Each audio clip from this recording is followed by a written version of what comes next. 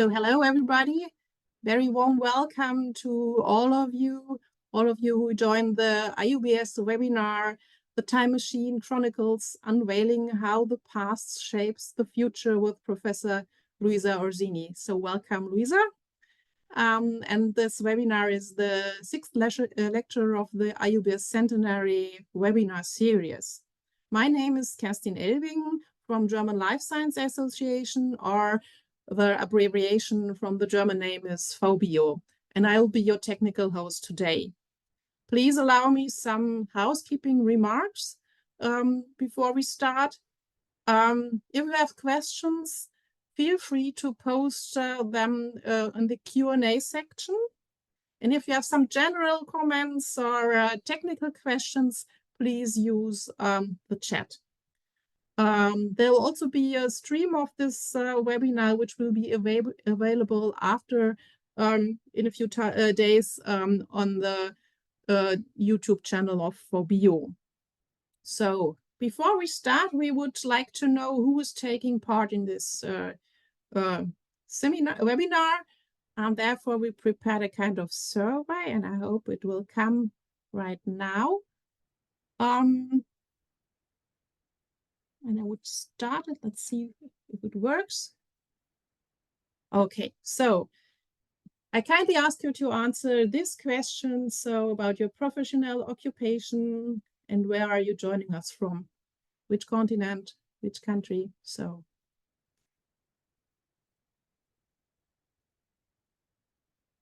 And I think whilst this survey is going on, I'll hand over to Natalie von Prof, who's the director of IUBS, and she is standing for Karl Josef Dietz, who was not able to join us today.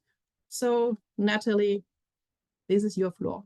Thank you, Kerstin, and welcome everyone. Good morning, good evening, or good afternoon from wherever you are. So, welcome to this IUBS webinar series, and I would to thank our distinguished guest today, Professor Luisa Orsini and Dr. Ho, for participating in this webinar. So before we dive into the discussion today, and while you are answering this interactive poll, I will take this opportunity to briefly introduce IUBS, who is organizing this webinar series. So IUBS is a very old organization because we are celebrating our 105 years this year. We are an NGO and we have around 110 national and scientific members. It's institutional membership that are members of IUBS. And there are either academies or council of science or associations in the field of biology. So to briefly introduce our main activities, we are running scientific programs during the trienniums, and we have also collaborative activities. So among them, we have a program on biodiversity and health big data that is have been run already for one triennium and is going on right now again. We have the Science Policy for Biodiversity Forum. We organized webinars 2 weeks ago on different subjects like DSI and indigenous people and biodiversity, so you can also see them. And we will have an upcoming one on indicators and targets on Friday afternoon. We have also a program on pastoralism and socio-ecologic systems, and another one on zoonotic diseases. And we are also focusing on all this taxonomy and bionomenclature, since it's been some recurrent program also in IUBS to harmonize the different nomenclature in the different disciplines in biology. We are also participating with other unions from different disciplines in the International Year for Basic Science for Sustainable Development, and we are now part of the Decade of Sustainable Science for Development through the Earth and Humanity Coalition. We have also developed education programs. So one of them initiated by the former president of IUBS, Professor Shashidara, is on climate change and education. So you can find on the website tools to teach climate change using different exercises or to have lesson plans that are ready in different disciplines to teach climate change. We have also a program that is on education and ecology in the Anthropocene that is developed by your Secretary General. And we have also a committee on equal opportunities in science, in biology, and we are strongly interacting with the Gender Equality Committee that is gathering several unions in different disciplines. So this is just a short overview of what IUBS is doing and the different collaboration we have with the Commission for Biodiversity, UNESCO, the International Science Council, and other unions like INQUA for quaternary sciences. So I'm stopping here the short presentation of IUBS, and I would like, okay, sorry, I have a problem with my, I just see the full screen, thanks. So now you know maybe a little bit more about IUBS. We can move to the discussion on biology and artificial intelligence. But before we begin, allow me to introduce our moderator for today's session, who is Cuspo Ho, and he has started biomedical engineering, and then he was really passionate by biology during his PhD. He did graduate from the University of Florida, and he completed his postdoctoral training at the University of California. Currently, he is working at Azim Premchand University in India, and he is dedicated to understanding how people connect with nature and respond to climate change. But before I pass the floor to Cusco, I would like to hear from Christine about the result of the poll. Yeah, thank you, Natalie. So we asked you two questions. One was your professional occupations, and I can see that it's nearly equally distributed, with a light some more researchers from academia here, but we also have bachelor students, master students, postdoc fellows, people working in industry, and I think it's well mixed. So the opposite is true for the other questions from where are you joining us. We have people from Africa, Asia, and even Australia and Oceania. Might be in the middle of the night, I think, with them. But the majority is from Europe, mostly from Western Europe, but we also have participants from Eastern Europe. So this is the results of the survey. So thank you, Kirsten. And then without further ado, Christophe, the floor is yours. Thank you, Natalie. It is my pleasure to introduce to you the speaker for today, Professor Luisa Orsini. Professor Orsini is a professor of evolutionary systems biology and environmental omics at the University of Birmingham, with affiliations in both biosciences and the Institute of Interdisciplinary Data Science and Artificial Intelligence. And most interestingly, she additionally holds a position of an Alan Turing Fellow at the UK Alan Turing Institute, where she currently co-leads the Biodiversity Monitoring and Forecasting Interest Group. At the core of her work lies a steadfast commitment to advancing environmental health through groundbreaking research and innovation.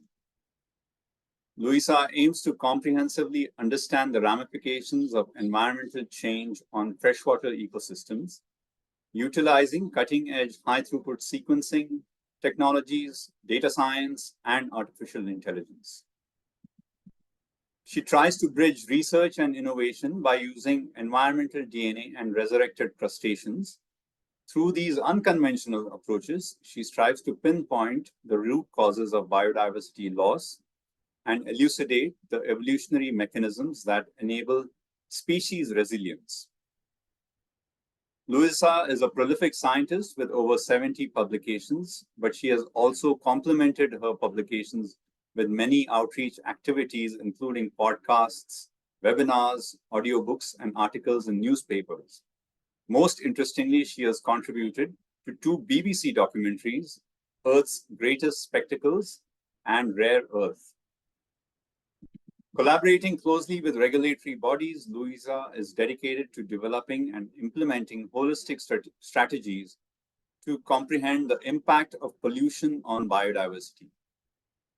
Luisa is not only a passionate scientist, but also a successful entrepreneur. She is the Deputy Director for the Center for Environmental Research and Justice, the Director of the Daphnia Facility, and CTO and founder of Envision, the biosequencing and biocomputing.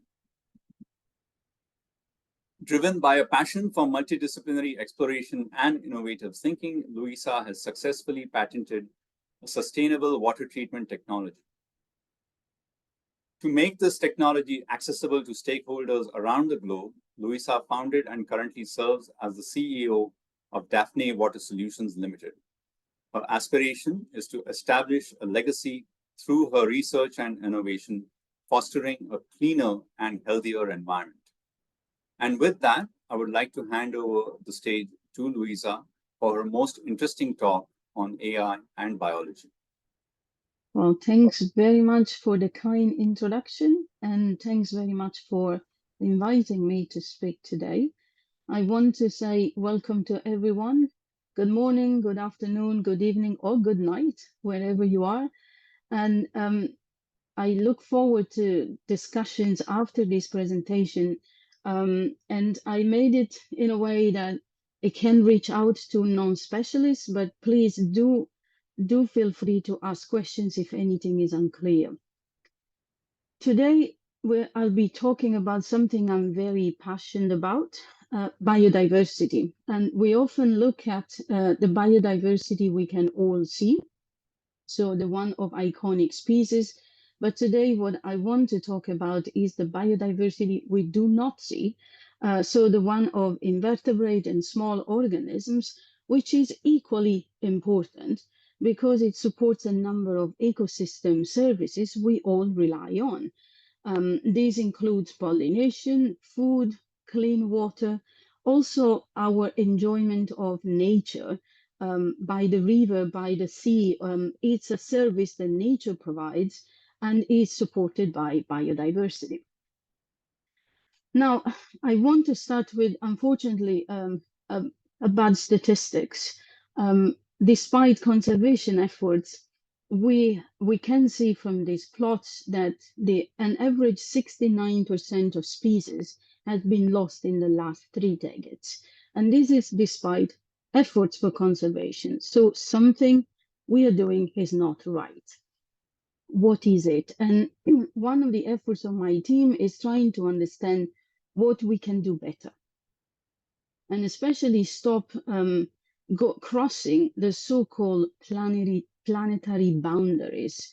So 2009 to today, we have crossed more and more boundaries, and this means the resources we have on Earth are finite, and we are using them all without replenishing them, and biodiversity is one of them. What causes biodiversity loss is a suite of threats that go from habitat loss to climate change and pollution. But potentially what I want to do today is to focus with you on what I consider the 4 big challenges, the 4-4, the big 4. So the first challenge is, I think that there are many threats to biodiversity, but they occur over time. So think about climate change or pollution. The impact of these threats is not visible overnight. You need to look over decades sometimes to realize what happened. And also impact changes depending on the scale you are measuring, if it's local, national, or continental. So unless we go back in time and we use different scales, our understanding of what is loss and what causes the loss is biased. The second challenge is that for practical reasons, very often we tend to look at one threat at a time, but this doesn't do justice to what is really out in the environment. If you can only think, for example, about climate change, this is a combination of factors, including temperature, extreme events, precipitation, humidity, and so on and so forth. When we only look at one of these, we are narrowing our scope and probably not doing justice to understand what causes biodiversity loss. The third challenge, and I can testify for this because I've been working in different fields, we tend to approach one problem at a time, and we tend to be disconnected between disciplines, what I call here a siloed approach.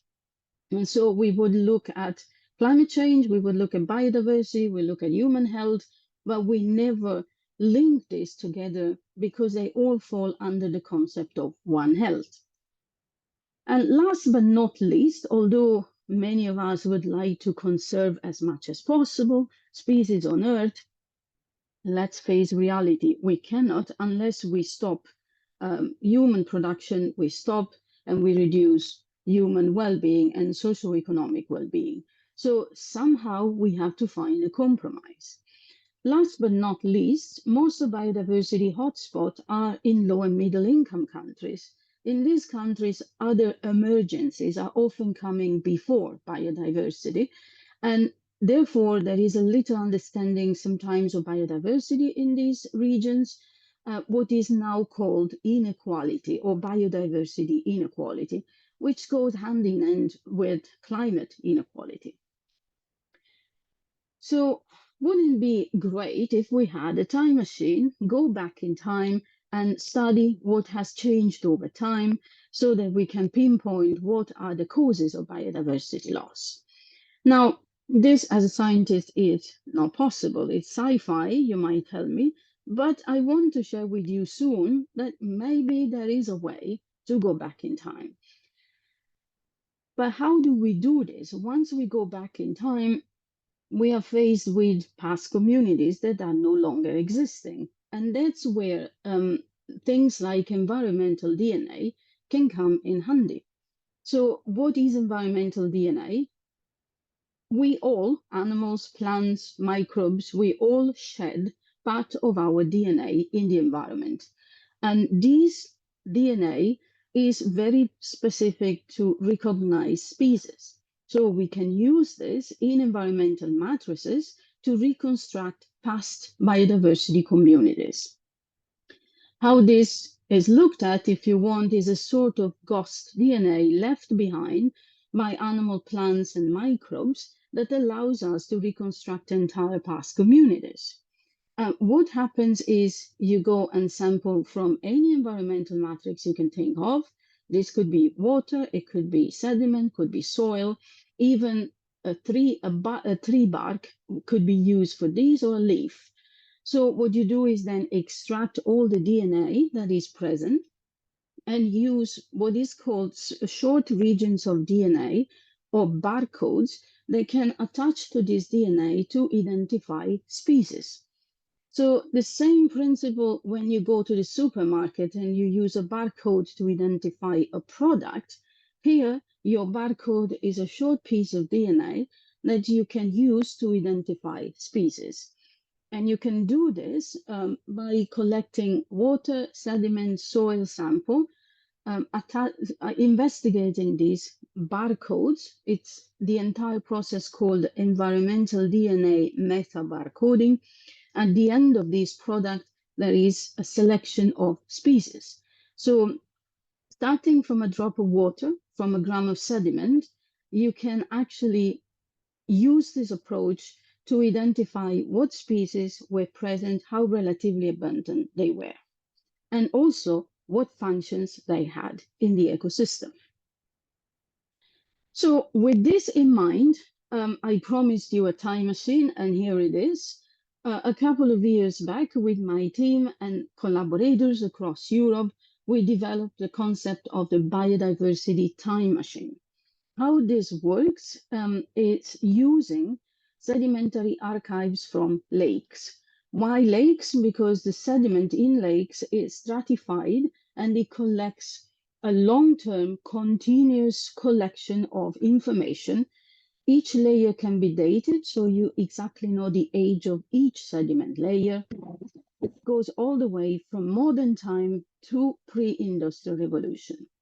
So you have your time machine going back in time, and it allows you from each layer of sediment to reconstruct a biological community, for example, using environmental DNA.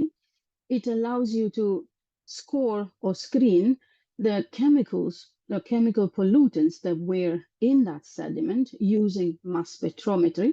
You also have a wealth of data in climate for climate data that thanks to the weather stations that nowadays are distributed across the globe.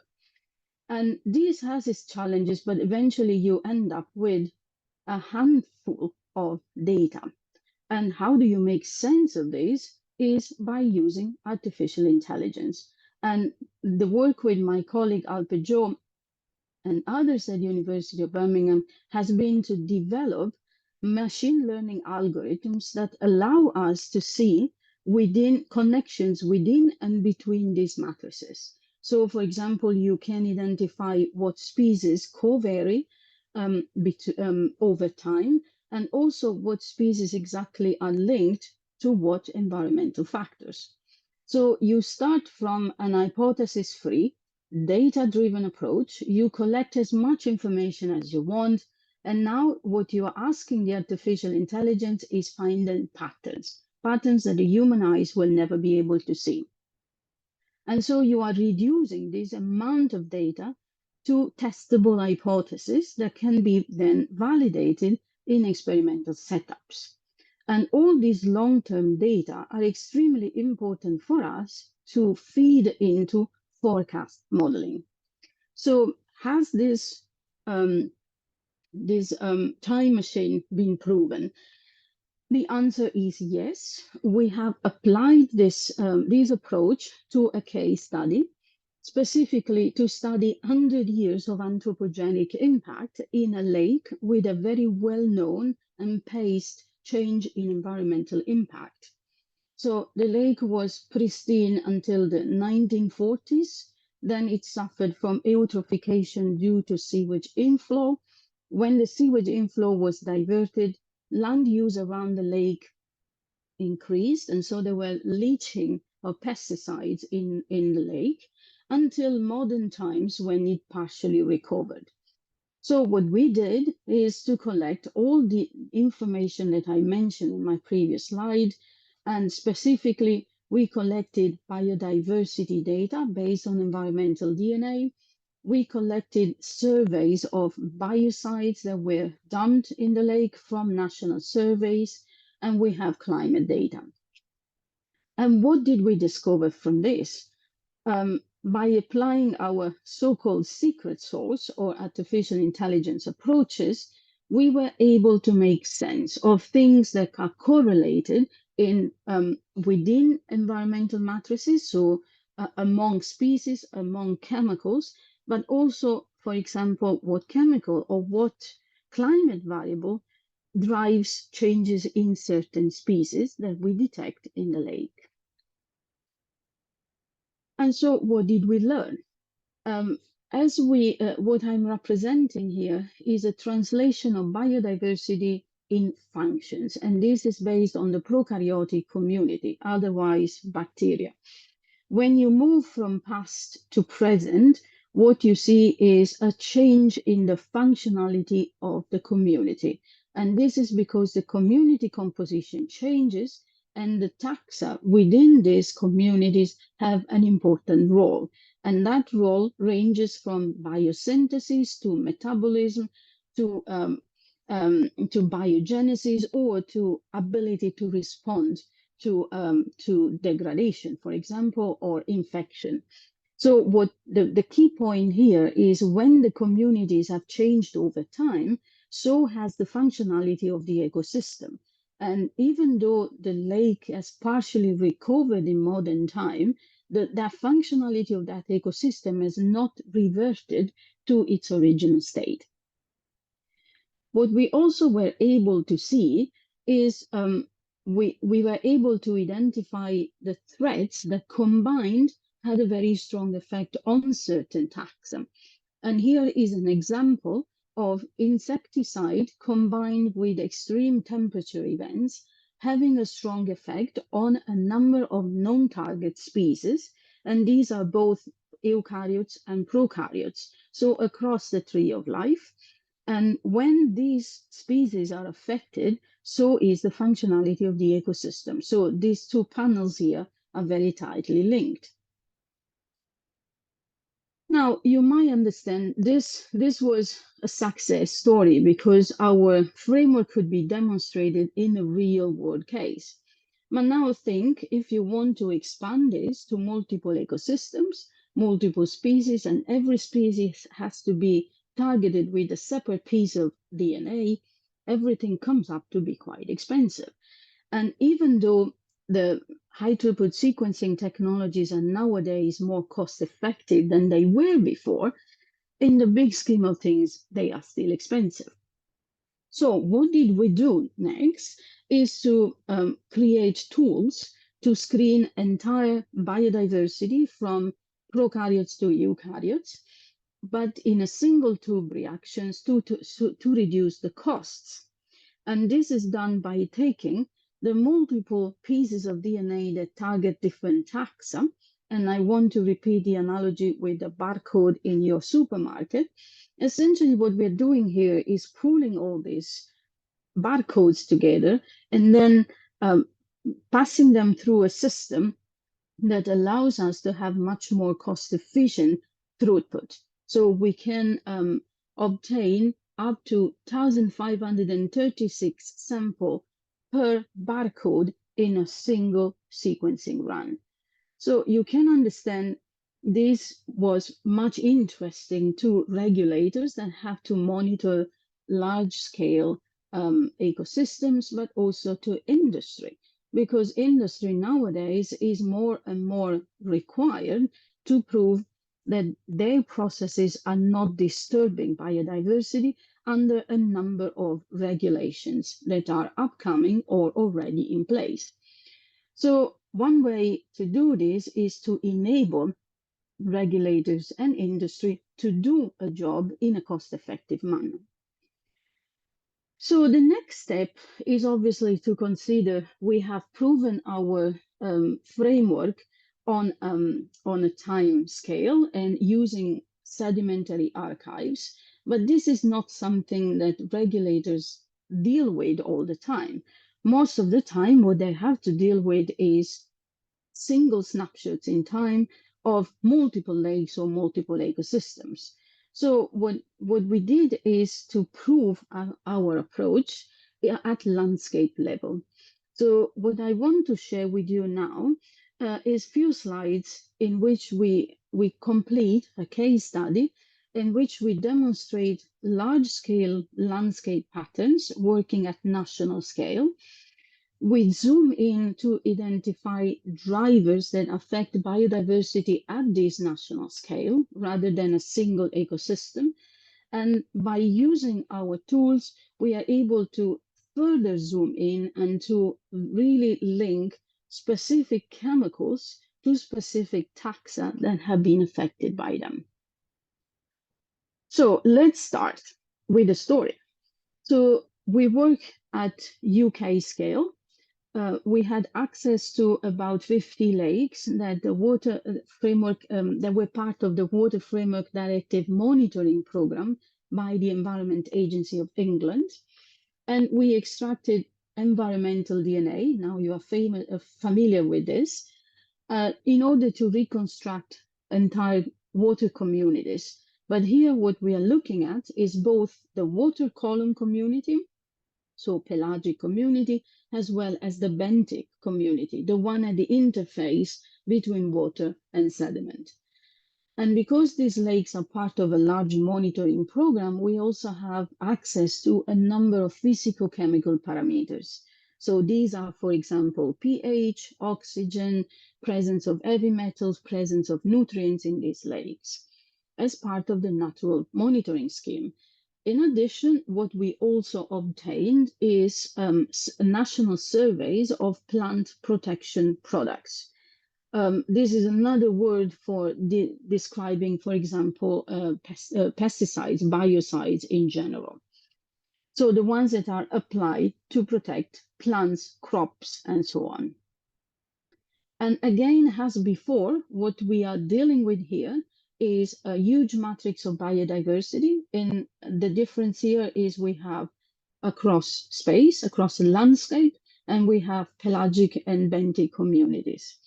Then we have plant protection products surveys, and we have physicochemical parameters measured within these lakes. What do we find? Let's start from the landscape level, so the big picture, right? So what I'm showing here is the biodiversity captured by different barcodes. By now, you know, each of these barcodes capture a different taxonomic group. And so we go from primary producers all the way to prokaryotes. We have the biofilm and the water samples, and in brackets is the percentage of biodiversity explained, whereas with a different color, we show the contribution of typology, plant protection products, and physicochemical parameters to that biodiversity. So typology contributes to both equally. So although it explains a lot, it's not much informative because there is no distinction. However, plant protection products and physicochemical parameters contribute differently to the different taxonomic groups, but also between biofilm and water, and in explaining the percentage of biodiversity. So this is just to say, at landscape level, it seems that physicochemical parameters and plant protection products have a strong impact on the diversity, on the biodiversity. Now, what if we want to understand within each of these big drivers what happens? And let me explain what I mean with this. A driver in this case is the entire plant protection products. What we want to know is within this, the different subgroups, for example, pesticides, insecticides, fungicide, which one is affecting the biodiversity most. So we do this using machine learning, and you can think of it as a fancy PCA plot that is shown here. I know that my colleague will kill me for saying that, but it's an easy way to visualize what I want to say. And also to ease you into this complicated plot here. Let me guide you through it. So on each column here, we have the 4 barcodes. And by now you know that each of these columns is a different taxonomic group. And then the 3 panels are the physicochemical parameters, the plant protection products, and the typology. And the way to look at this is that from each of these, we start from a large number, and the machine learning ranks and identifies the factors that are most important in explaining biodiversity, dividing them in 4 main components. So if you look at the first column of each of these, you will see what is really driving biodiversity change in that taxonomic group. Whereas the physicochemical parameters we start from is several, much more than this. What we see represented here is the usual suspects. So nutrients, pH, heavy metals, so these all make sense. When you go and look at the plant protection products on the first component, which is the one with the heaviest load, and therefore contributing more importantly, are always herbicides and insecticides. If you remember with our first case study, insecticides and herbicides were also the 2 most important factors driving biodiversity in a single ecosystem over time. So this is a confirmation that we are, once is a chance, twice starts to be a trend. What do we do next is, okay, zoom in further. And so, for example, within pesticide and fungicide, which ones are linked to specific taxa? So this is the next level of zooming in. Again, what you are looking at here is prokaryotes, eukaryotes, and primary producers identified by the different barcodes. What you have on the right-hand side of these plots is the taxonomic groups, so the species otherwise. On the left-hand side, you have either physicochemical parameters or plant protection products that are linked to the species. So what we have done here is gone from an enormous amount of data, hypothesis-free, to a selection of species affected by a number of parameters. As you can see, many of those are plant protection products, and in some cases you have things like nitrogen, conductivity, calcium, potassium, things that are also known to regulators. So what do we see? What did we find? First of all, we identified a number of chemical products that now have been banned, or they are very well known for their toxic effect on animals and humans. So without even trying, what we are selecting here is a number of things we know are pretty bad to certain species. So this gives us confidence that the approach we are using is spotting the right things. So what we can do now with the confidence that the approach is working is to start investigating the unknowns. So things that are coming up here might be actually very toxic to this species, but we still don't know it. So this is now a reduction of the complexity we started from. We have a number of species and chemicals we can actually now test in the lab. And so we can validate and move from finding correlations that I'm showing you on the slide to finding causation. So what causes biodiversity loss? So what have we learned from this exercise is that hypothesis-free, data-driven approaches actually allow us to discover what are the real threats to biodiversity. And we have learned that biocides, and more specifically insecticides and herbicides, are really bad and impact also non-targeted species. And these species have an important function on the ecosystems. So unless we release the pressure from these chemicals, we will keep losing these species, the biodiversity we do not see, but that also delivers important ecosystem functions. And I think I also shown you that we can confidently use AI to help us prioritize conservation and to regulate threats to biodiversity. So I want to share with you our plans. So what next now?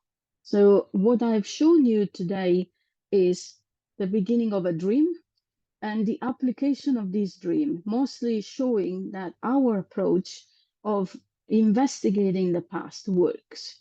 And these data now are at a relatively small scale. Our ambition is to go global, because what we want to know is what we find at national or local scale also applies at global scale. And importantly, by generating these data over space and time, we can feed a forecast modeling that is much more accurate than what you can get today. And let me share with you, there is no biodiversity forecasting model existing at the moment. So how are we going to do this? Especially for the global ambition, we need a lot of money and a lot of resources. For the forecasting, what we are thinking of applying is the concept of digital twin. If you are not familiar with the concept, a digital twin, as the word say, is a copy, a digital copy of either an ecosystem, for example, the oceans, of a machine like a motor, or even of a human. So using digital twins, we can investigate what make us sick, what make a machine fail, or what changes in an ecosystem. So applying this concept, we would like to develop the lake digital twins. So the lake digital twin is an environment that allows us to learn from the past to predict the future. And what this allows us is also to perturb the ecosystems, changing certain parameters, looking at different scenarios of pollution and climate without really needing to wait for decades and without disturbing the natural environment.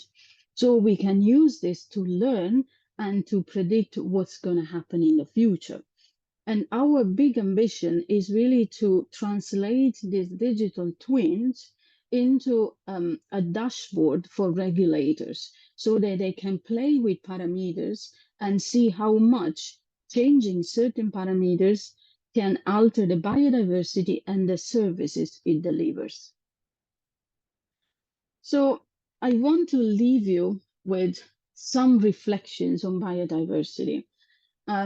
First of all, we do not have time to look at one species at a time. And this tends to be the current approach to understand biodiversity changes using indicator species. We do not have the time, and we can't wait because biodiversity is declining too fast. Secondly, biodiversity is complex and the threats to biodiversity are equally complex. So unless we embrace this complexity, we will never understand fully what drives biodiversity loss, and therefore we cannot intervene effectively to reduce biodiversity loss. We as a team have started developing tools, and we have demonstrated the application in case studies. Our ambition is to go bigger and larger so that we can put these tools at the service of the community. And our other ambition is really to move away from labs that can afford this and bring our tools to the field. And this is especially important for low and middle income countries or for places that are really difficult and challenging to access. How are we going to do this? Maybe some of you might be familiar with the Oxford nanopore technology. This is essentially a technology that can fit in the hand of a researcher, and it has been used to screen, for example, for outbreaks of Ebola and other viruses in the field. And the computational power attached to this can fit into a backpack. So this is now applied for sequencing viruses and bacteria that impact human health. What we want to do is to convert our tools to work on this platform that is called Minion, not to be confounded with the Minion, but essentially something that we can translate to in-field real-time screening to help regulators and industry to take immediate decision when something critical happens. And is that simple? No, I would be lying to you if I would say that. Are there regulatory hurdles? Yes, equally so, because still we don't have recognized and accepted metrics. What does it mean biodiversity declines? What should I target? Why should I worry? All this is still not really formalized in regulation and law. So we need to work together in order to transform barriers in obstacles we can overcome. And this can only happen if there is a very push from the bottom up, from the people, from industry, from regulation, from scientists, coming together and communicating what is possible and what should be facilitated. So on one hand, there is a bottom-up approach. On the other, what we can do is influence biodiversity and pollution policies from the top down by contributing to things like climate change conferences or major European initiatives that drive essentially the change in mentality and approach. So I think it's not easy, but I think there is enough awareness and there is enough will from the people to make a change. And we have to do this in order to leave a better world to our children, because unless we do something quickly, they might not benefit from nature services as we have done. And with this word of hope, I thank you very much for your attention.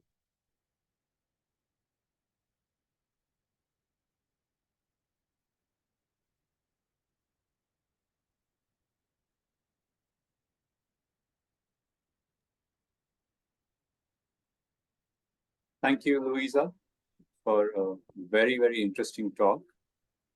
And we will now try to take some questions. I think people will be typing them in the Q&A, and we will try and curate them and see if we can deal with questions as they come up. Yeah. But maybe we could start with one question put by Renee, which is how would the AI algorithm deal with time lags between cause and effect? So how soon do you see the effects showing up in the sediments? Yeah, so that's a very good question, Renee. There is a number of algorithms that allow us to see a time lag between events by looking at patterns and the so-called outlier detection.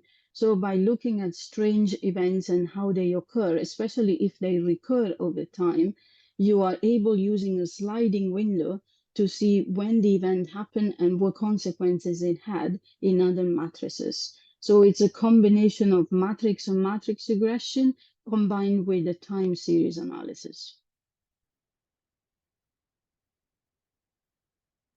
I hope I answered your question. Yes, that was perfect. Thank you. It was something that I was wondering as you were, talking. Yeah, understandable. About. Yeah. Yeah. So if you think about it, is something not very far from what climatologists use also to do projections over time when there is a high level of uncertainty. So depending on how much the time lag is, and especially how continuous the data are, your uncertainty can be higher or lower, but you can take that into account when you do projections. Okay, thank you. I think Kaustubh can take some other questions from other people. Sure. Before I get to the questions here we have, I had one question of my own, which was related to the translation of these technologies to low resource settings. The reason I'm asking is because where I am located in Bangalore city in South India, we have a very fantastic and unique system of these lakes, which are completely man-made. Some of them are up to 1,000 years old, and they're connected. Some of them are connected to each other in they form a cascade. And there is now a lot of interest in looking at sediment analysis of these lakes to try and reconstruct the past. So I'm wondering whether your technologies, have you explored using them in low resource settings? I know you spoke about it, but I was wondering how much headway you've made in this. So we have started recently, and honestly, the major problem is lack of resources now to go to the next stage, because it requires some testing and validation.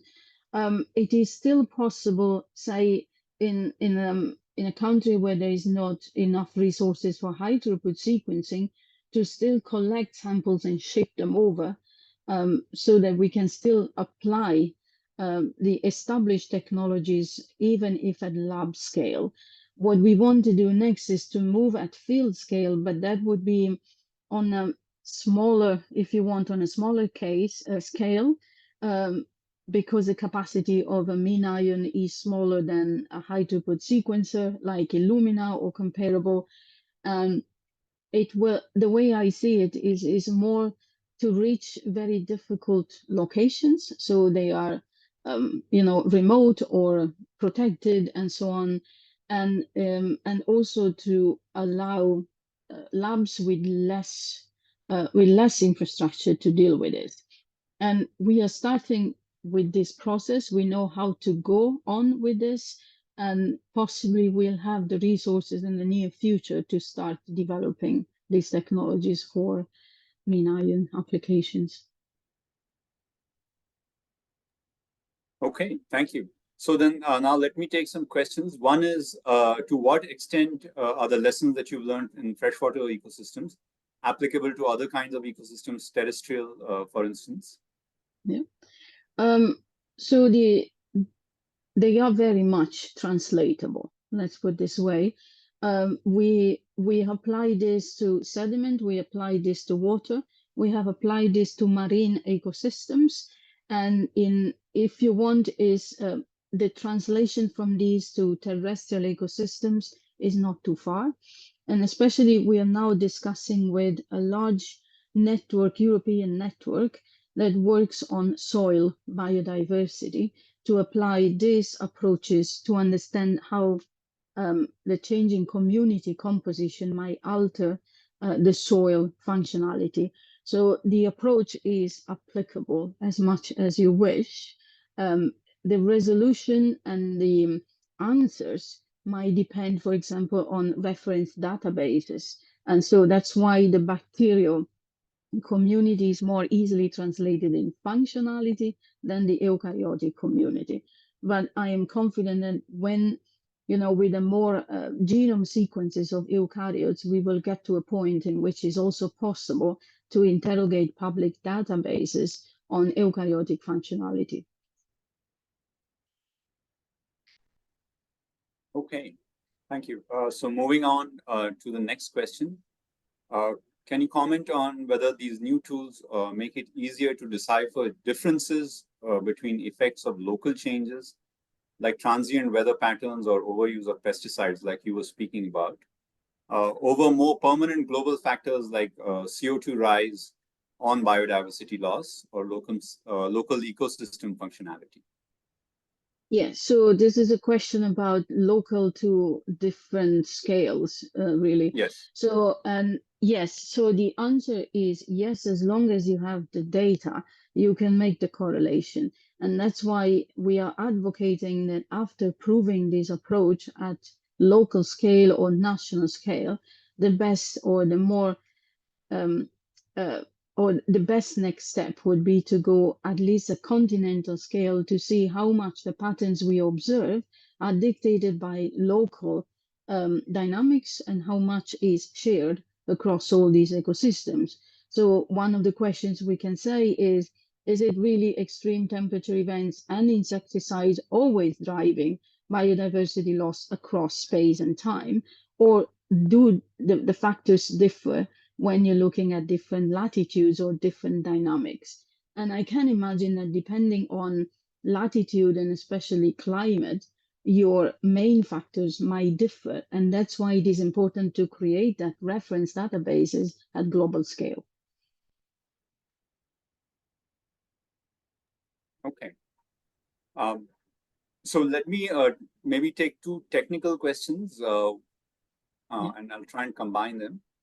So one is, can you exploit sequencing read abundance information in the algorithm, or does the AI predict based on presence/absence of information of taxa? Given the PCR bias in amplicon sequencing data. And another question was about the primers. What primers are you using for the PCR? Yep. So the metabar coding allows you not only to do presence absence, but also to do relative abundance. So it's not absolute abundance, it's relative abundance.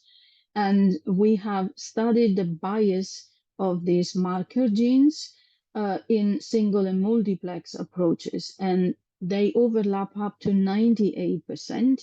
So this shows us that there is no bias. The only minor bias we observed when we group the different barcodes is less efficiency in the multiplex in detecting extremely rare species. So this is something that you have to take into account if you apply the approach. However, in most of these records, unless you are interested in that rare species, those will not be the species that will significantly shift your ecosystem and its functionality.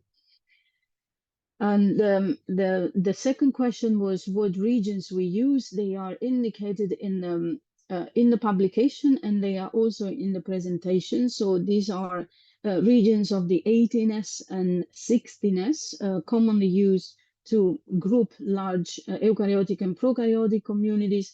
In addition, we have used the region of the RBCL that targets diatoms, simply because this is a region and a species that is commonly used by regulators also within REACH or other big monitoring programs.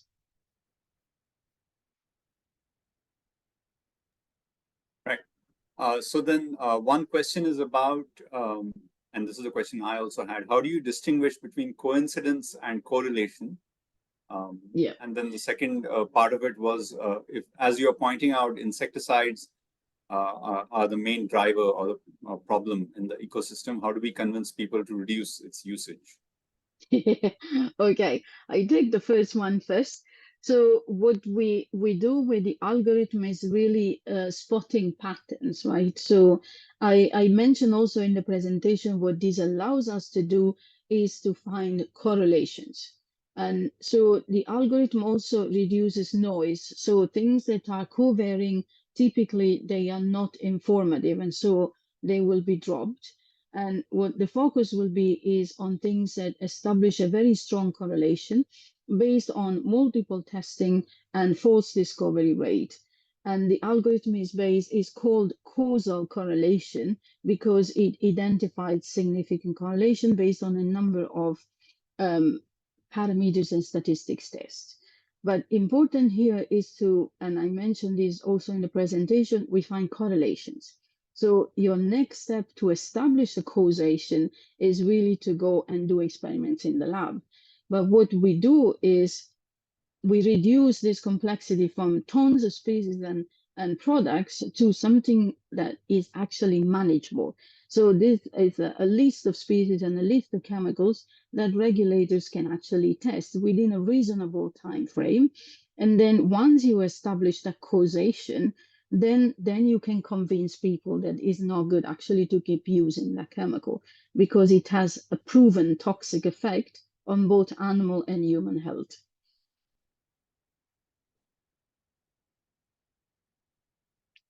And then the second part was about how do you convince people if you're How do you pointing out convince insect? people? Yeah, and I think for me, convincing people is if I proven to you that is extremely toxic to the animals and to your own health, probably it's time for you to think about something else.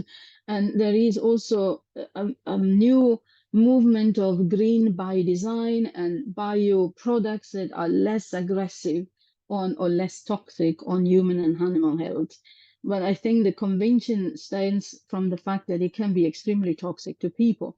In the things that we detect there is two things that have already been banned because they are proven toxic.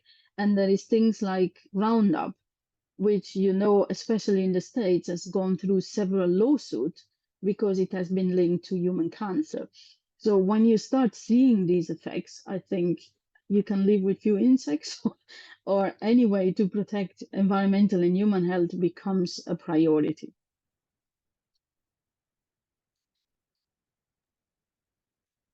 And another question is on, would you comment on the precision required for sample collection for actual time resolution using your setup? Yes. So depending on sedimentation rate and preservation state of the sediment in the specific application to lakes, the time frame can be longer or shorter. In temperate areas where there is more preservation because temperatures are moderate, you can easily go back to the Industrial Revolution, so mid-1800. In tropical regions where there is much more degradation because of higher temperatures and humidity, I expect you have less, so shorter time frame with a better resolution. You have to be aware of this limitation. The other thing, the resolution, again, depends on the sedimentation state and sedimentation rate of sediment, and it could be as precise as yearly. And the further back you go in time, the more, you know, resolved it is, and then you have spans of maybe 5 to 10 years. Okay, so it's quite fine, the time resolution. Yes. So, So the there ones are I've again a shown couple. you, the Sorry, ones go I've ahead. shown you, sorry, it's 1 to 2 years resolution. Okay, wow. There are again a couple of PCR-related questions. Why is the 18S and 16S used instead of the 28S or the COI? And the second question is, taking into consideration the PCR bias, do you pool PCR to reduce the stochasticity? Okay, so the first question, why we are targeting 18S and 16S, is because we want a representation of the prokaryotic and eukaryotic communities. And when I go and use COI, I'm targeting mostly invertebrates. So it would be something similar to using the RBCL to target primary producers. So our intention was to capture as much diversity as possible. So we used universal primers, mostly coupled with one specific primer. In terms of PCR bias, this is something that we, as I mentioned before, we have tested and validated, and our approach has a two-step pooling. It pools at the first PCR, and then it pools at the second PCR. And we have proven that there is no bias.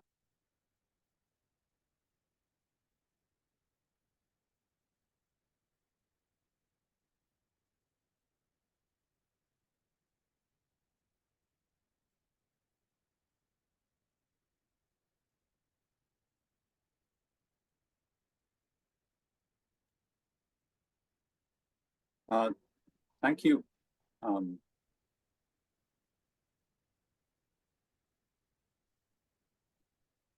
Sorry, are we losing the audio on? 1 second.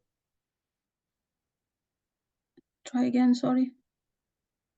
We lost the last part of your answer for the second question, which was about the Yeah, I think my stochasticity. headset went off. I'm sorry. So for what was when we pool for bias, yes. So we have pooled. We have two steps in the PCR, and differently than what it is done today, what we do is to use a same target DNA to amplify a pool of barcodes, and we have proven that there is no bias when we compare multiplex versus singleplex of each of these barcodes, and then we pool again at PCR2 so that we are able to sequence a higher number, about 1,500 samples at the same time. And there is enough in the technical paper if you want to see details of all the analysis we have done to prove that there is no bias. As I mentioned before, one of the things that we find is that the multiplex is slightly biased against identifying very rare species.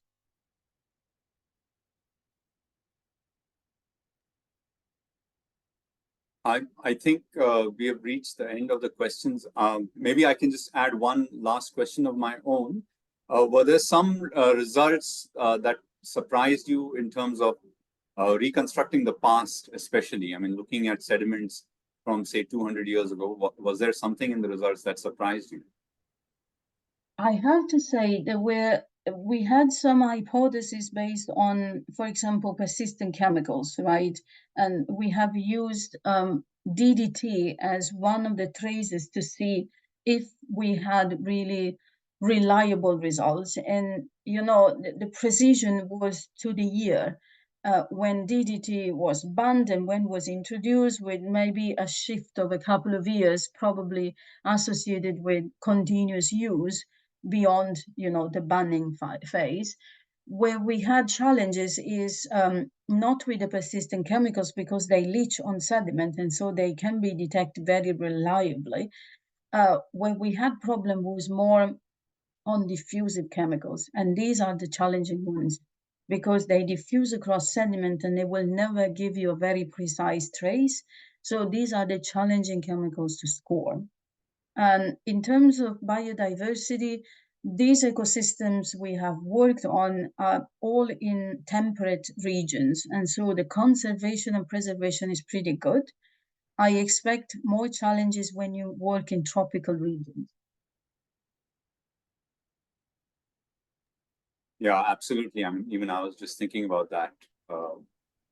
Is the amount of degradation that you would expect in such systems. Yeah. Okay. So I think there are no more questions. That was an extremely fascinating talk, Louisa. Thank you so much, and a lot to learn and hopefully apply all over the world based on your work. And thank you so much for that. Thanks very much for moderating. Thank you, Louisa, for sharing your knowledge in this enlightening webinar. And thank you also, Custop, for guiding the discussion during the webinar. And I would like to remind everyone that you can see the webinar on the IUBS website. And it will be also available on the YouTube channel of VBio. And of course, you can also check the publications of Louisa if you want to have more information on her work. And I would like also to thank Christine for the support behind the scene for this webinar and VBio. And we will have another webinar next Friday on indicators and targets. So thank you all for your participation. And thank you to the audience for being with us today. Thanks very much, everyone. Yeah, thank you. Bye-bye. Thank you. Bye.